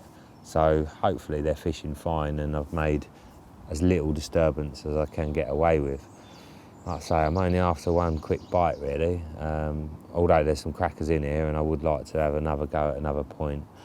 For now, the ideal scenario would be 1 out of here tonight, 1 out of the river tomorrow, and then onto the main lake, which I think is going to be the trickiest one in my opinion, but you never know.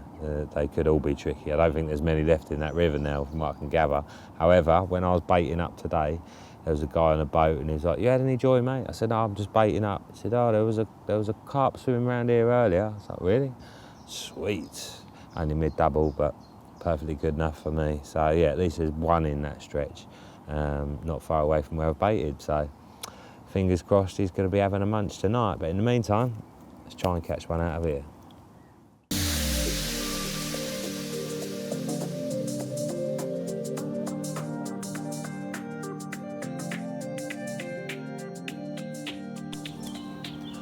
Well, the rods had been out a couple of hours. I'd seen a couple more fish show, one of them a proper big one as well. It's done a 46 pounder since I was last here. I think it's 46. And I think there's another 40 in here as well. Anyway, a couple more bubblers. I put a 3rd rod out. And then I was just sitting here thinking, this looks so cock on.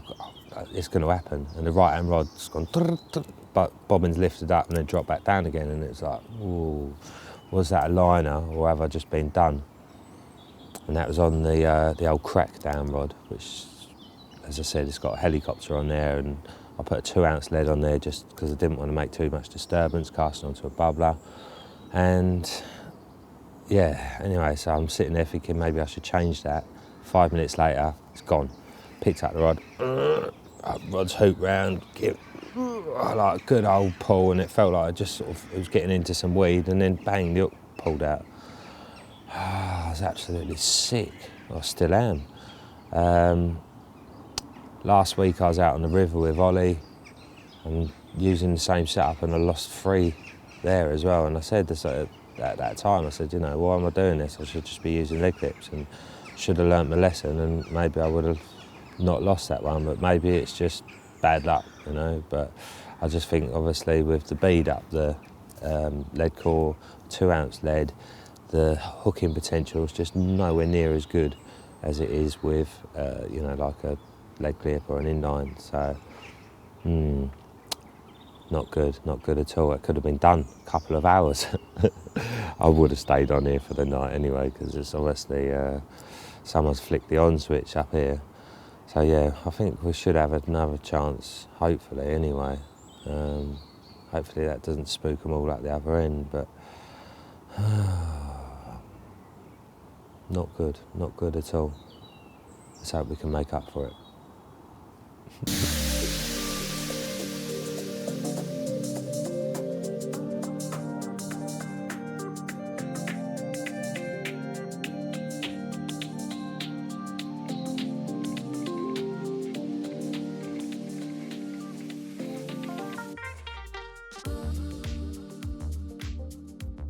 Tip top of the morning to you. Well, it's actually the second morning of the trip at Glebe. Yesterday morning, I don't know how I didn't get a bite. At one point, I put my camera on because I was that sure I was going to get a bite. You know, there's big old sheets of fizzing coming up over the spot, and I had a bit of a liner, and then bang, nothing. Completely died for the rest of the day. Yesterday, I had a good look about, didn't see anything. I was thinking maybe I pushed him up the other end, but I look up there and it looked just as dead and just as quiet up there. You know, these small lakes that don't see a lot of pressure, they can be really kind of tricky once they do realise you're about. And that first day, obviously, I turned up and they were happy as Larry, but obviously upset them a little bit. So anyway, that first night was kind of opportunistic fishing, if you like. Just cast out towards bubblers, and I fished singles or solid bags. Well, yesterday I was like, right, come on, pull your finger out, let's fish properly for the night. So I found myself 3 different spots, 2 out in the open water where they've been bubbling, 1 down the left-hand margin, which I've got on a washing line.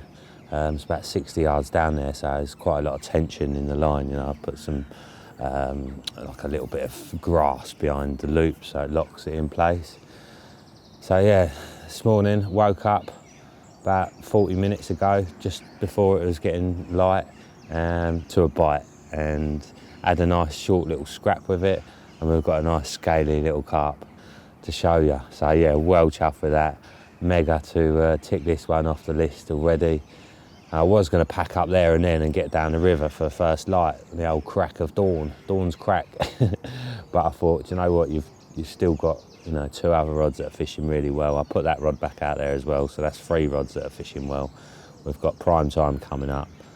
There's some good fish in here, so I thought, well, I'll give it another 2 or 3 hours. You never know, we might have a chance of a better one. But failing that, I'm going to have a little mooch around the main lake again, bait up some more spots, and then drop on the river for tonight. And then hopefully we can catch one out of there. But I think that's going to be a tall order. The river and the main lake are going to be the hardest ones, I believe. The main lake's going to be tricky just because it's quite a big chunk of water and there's lots of it you can't see from lots of the swims. So yeah, I think that one could be a bit of a headbanger, but we'll give it a go. Well, like I said, not a big one, but seriously mega little creature. Looks like he's smashed himself up a bit whilst he's been getting jiggy with it. Look at that. Mega little creature. Lovely scales on it. Nice shape. I think he's a male because, yeah, he's still got a few of the old spawning tubercles on him. Over the moon. Obviously, it's not one of the lake's big ones, but by all accounts, some of these small ones go on the missing list for a long time as well. In fact, there's a lot of fish that they've put in here that still haven't come out yet. So I'll be getting a couple of snaps of this and sending it to Luke to see if he recognises it. Awesome, that come on a little solid bag, 8mm pop-up and about half a dozen maggots on top of that. Spotted half a dozen spoms over the top with just a mix of hemp, a few maggots, a few tigers and a bit of sweet corn. Happy days. Right, let's get you back, little one, and we're off to the river. A wonderful river. What is it? It's the Nen, or the Neen, whatever you want to call it. So yeah, let's get down there, see if we can catch one out of there.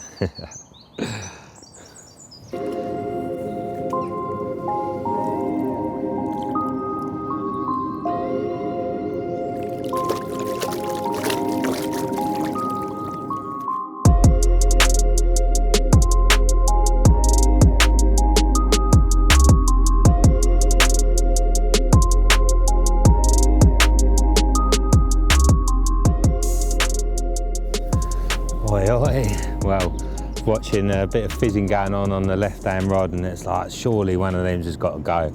I was down to just 2 rods left out, kept putting it off and putting it off, and finally it's gone. And I'll be honest with you, at one point in the scrap I thought, I've got a good in here, this is one of the big ones, but it's not. It's a very small common. It's made me very happy. So let's have a little look at him, and we'll get him back, let him crack on with his day, and we'll crack on with ours. I don't know who this we is when I'm on my own. Right, come on in, mate. Let's be having ya. Still can't get over how much this scrapped.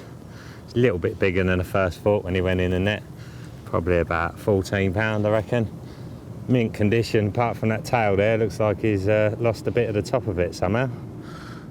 Hopefully it wasn't an otter. I mean, this place has got an otter fence around it, so they should be safe in here. Top result. So, as I mentioned before, we're going to go and have a little mooch on the main lake, maybe bait up a couple of spots, maybe even stumble across an opportunity. You never know, do you? And then onto the river tonight. Wicked, loving this session. You know, really, variety is the spice of life, isn't it? And I've really just been enjoying dotting around lately. And when you've got a complex to go at, it's yeah, kid in a sweet shop business. Okay, mate, we're going to get you home. You can crack on with your day. Thanks for the visit. Well, the other day when I walked around the main lake, this swim I walked into, and there was 2 or 3 little patches of bubbles, not very far out, only sort of 20, 30 yards. So I sat here for about 15 minutes hoping to see a carp show, you know, because I wasn't sure if it might be bream or tench. Not even sure if there's many bream or tench in here, but I presume so. And so I was going to go and bait up the river, but I just had this gut feeling to get in this swim, or to come and have a look in this swim. As soon as I walked in here, big old set of fizz about 80 yards out. I thought, well, I've just got to get a rod out, and so I grabbed a rod out of the car, single IB, smashed it yards past where the fish had showed, and then wound it back quickly and just dropped it gently down into that area. And I think I got away with it, because a few minutes later there was a bit of a fizz up, same sort of zone, and then a couple of minutes after that a fish rolled exactly on the spot, and then there was another fizzer just to the left of it. So normally I'd be chucking another rod out, but I think seeing as I've got one out there and got away with it, I think I should just stick with that one and sit here quietly and hope that we can get a quick opportunity. That would be amazing. That would be such a buzz. I mean, I'm buzzing just now just seeing those fish. So we're on them. Come on. Well, to be honest, I think I majorly fluffed up a prime opportunity on the main lake today, which could have been gold to catch one out of there after a couple of hours. But yeah, I put a second rod out, and after that, I think they'd done the off. I considered doing a night there, because I thought, yeah, there's a chance of a bite here, but I was just itching for a night on the river. So yeah, come round to here after giving it the afternoon round there. I also baited a spot out there, had a little lead around, found a really lovely area actually, right close to where they were showing, and baited that up. Not with a lot of bait, about 1.5 kilos of the mix I've been using, you know, corn pellets, hemp, and yeah, a few boilies as well, and a few tigers.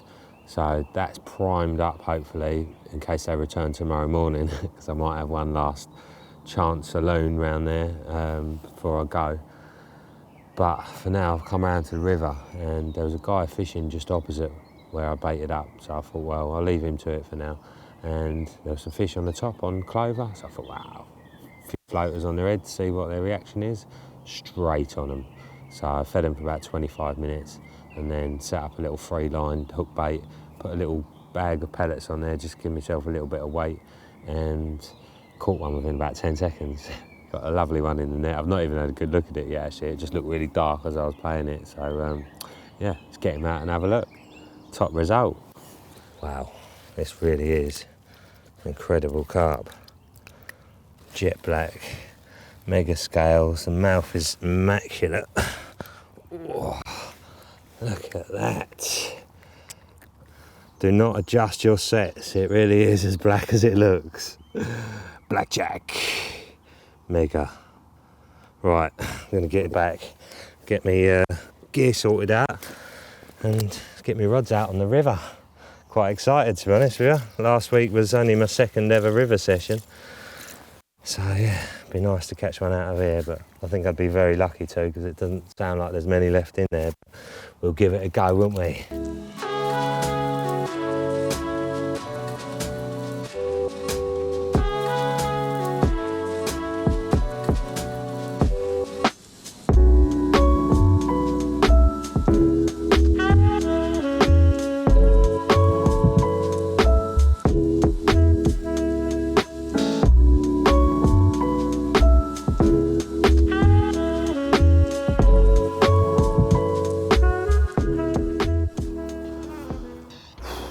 God Morgan, as they say in Sweden. Well, after having that one off the surface yesterday, I got my rods out on the river. Within about 10 minutes, I had a chub of about a pound.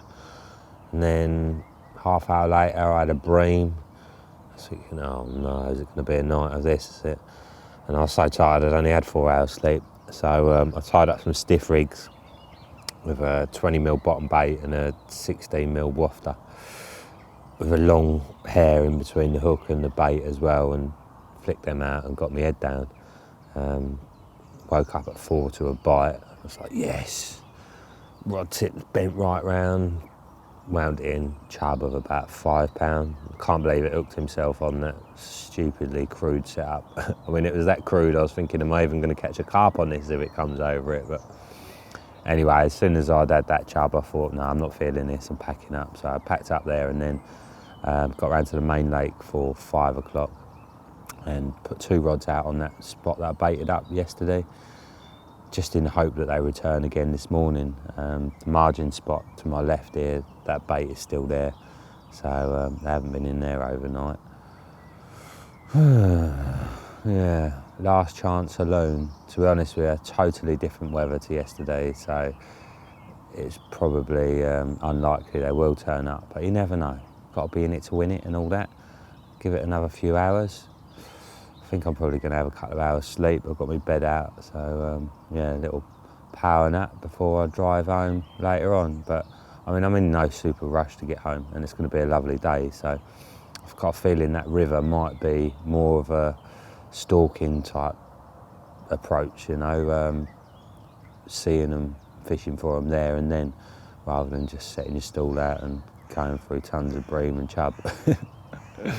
Anyway, it's a gorgeous morning, beautiful clear sky, there's mist rolling across the lake, the sun's coming up over the back there.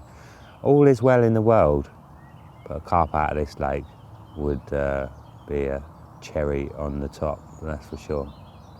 Icing on the cake, cherry on the top, you know the score.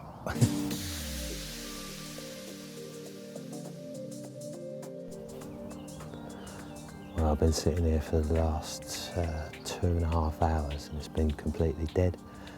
No shows, no bubblers, nothing.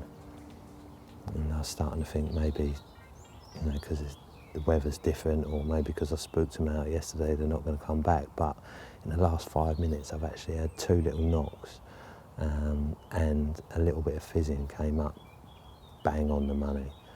A lovely area out there. It's kind of like weedy and choddy around it, and then just a super clean, cracked down. Oh, it's just like screams a bite really. And obviously because I see them feeding out there yesterday in that area on naturals, I presume.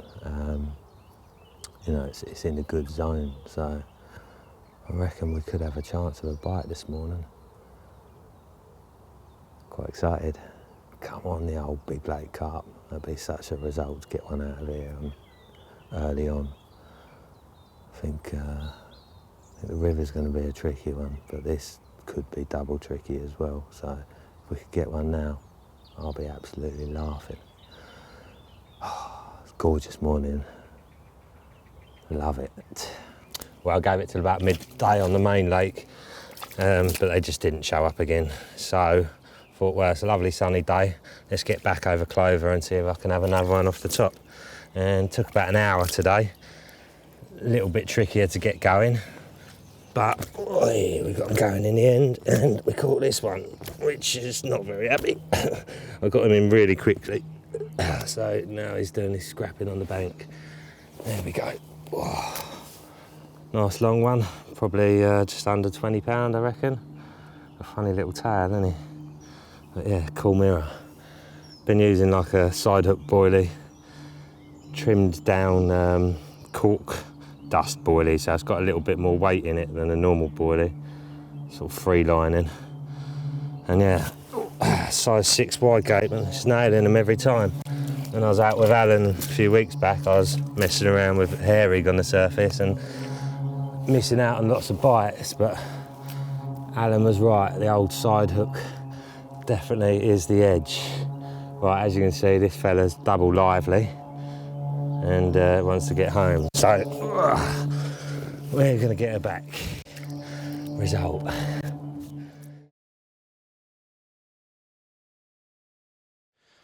Right, I was fishing, it's over 10 years ago now. I was fishing on Rainbow in the winter, and it was the second time I'd ever been. I was fishing peg 19 with Ardy Veldkamp, a Dutch friend of mine, and we decided to both fish the swim, and you're allowed to use 5 rods each in the winter. Which everybody just seems to do, you know. It was like the given way. So we had Ardy's rod, my rod, Ardy's rod, my rod. So it was like a bank of rods. It was pretty crazy, really, looking at it.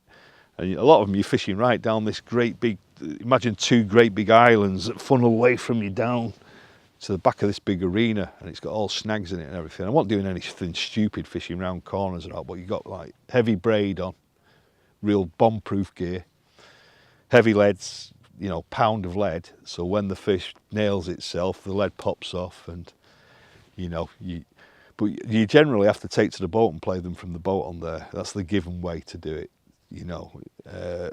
And where we were fishing was precarious, but everybody does it because it's just the nature of the place. And we had other rods on little finger islands, and not long previous, I think Lockheed had that, I think it was 96 pounder or something, and there's a good few 80s and a couple of 90s in there. In the back of your mind, you secretly think, oh, I wouldn't mind getting one of them, but it's almost like, oh, it won't happen to me, you know. So Ardy'd had a 50 and I'd had I think 40 odd. And then Ardy suddenly announces to me that he's invited a French friend of his that was like Pascal's 3rd son. He wasn't his son, but he was like their mate. He was almost a family member to come fishing with us, pike fishing. I says, you are taking the piss, aren't you? I says, well, what are you doing inviting him fishing with us? He says, oh, I want to get into him so I'll get more invites to come to the lake and all that, you know, be able to get swims that I can't normally get and everything. I says, well, this is my trip as well. I says, we're not having some idiot turning up, putting pike rods out. I says, how many rods is he? He wants to use 4. I said, you're off your mind. Leave it out. He says, well, there's another side to it as well. He says, I want to fly in, and he's agreed to let me leave all my fishing tackle in his garage, so I can just fly in and come to the lake. I thought, so it's all benefit for you, not for me. Anyway, this French geezer come down, he's feeling the bottom, tapping on the bottom. He used our boat, he went out in the boat, didn't have his own boat.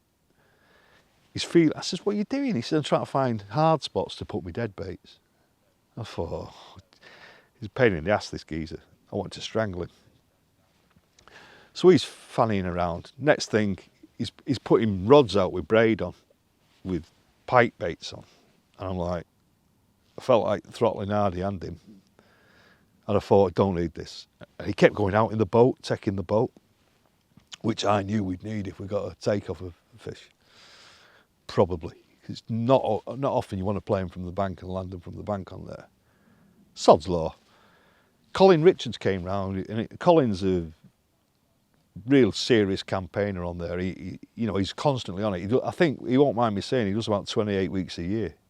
You know, he does financial consultancy, and that probably earns a lot of money, but he spends half his life on there or more. So he's got, you know, he's caught, God knows how many fish he's caught on there, but he knows all the fish. So my rod I was using Century NGs at the time, got a 3.5 pound test curve, and they're not the strongest backbone of a rod, but decent for playing fish on. This NG just cranks straight over, collapses over. I was fishing locked up, I hit it, and the Frenchman's out in the boat, and I hit it. I felt the bumper's lead come off, and this mental scrap ensued, and then the fish breached itself on the top, and I thought, I can't believe what I'm seeing there. It's the biggest thing I'd ever seen in my life. It looked like a pale unhooking mat that had been inflated and come to the surface. It's like a pig with a carp's head on it on the top. And it just was spinning over and exploding. And Colin Richards went, oh my God, he says, you've had one. He says, I think I know what you've got on there. And I actually think it was Lockheed's 90. So it's on the surface exploding. He goes, don't lose this. this Jerome says, give me the boat. So this Jerome shits himself, panics and goes through one of Hardy's lines and wraps Hardy's braid up in the propeller. So he's stranded in the middle of the lake with the boat tethered. I've got what I think's a 90 on it, and a good 90 as well, an upper 90. The rod's clipping over, and I've got finger islands either side and all these lines, so I'm pumping it like a maniac, running back up the bank, and the reel's nearly exploding with the pressure that the braid's putting on. The rod's crippled over, and I'm running up this sandbank, pumping like a maniac. And just at the last minute, it kites and finds the margin of this little finger island with a couple of small trees on it, and it locks up solid. And I can't get out to it. I've got the Frenchman tethered in a boat. And there was this old rowing boat that was full of water. It must have had about 100 kilo of water in it, you know, where it's been flooded, full of dead leaves and all that. Didn't even know if it was knackered. So I ripped it over, bailed it out, didn't have a paddle or anything, so I got a frying pan and the rod and the landing net, pulled myself out to this fish. Gets above it, and it was only under the surface, and it was like a vine, like a root sticking out of this little bloody island. Its back was like that. It was monstrous. It was ridiculous. And I'm trying to free what it was on, and I'd got a 45-pound Quicksilver hook length and a size 2 hook. And I touched it, and I'm just feeling this little vine thing snapping, and it just shook its head, and there was a twang, and it was gone. Oh, I can't even tell you how those two guys survived that day. I'll never know, because I wasn't happy. I tell you, I was furious.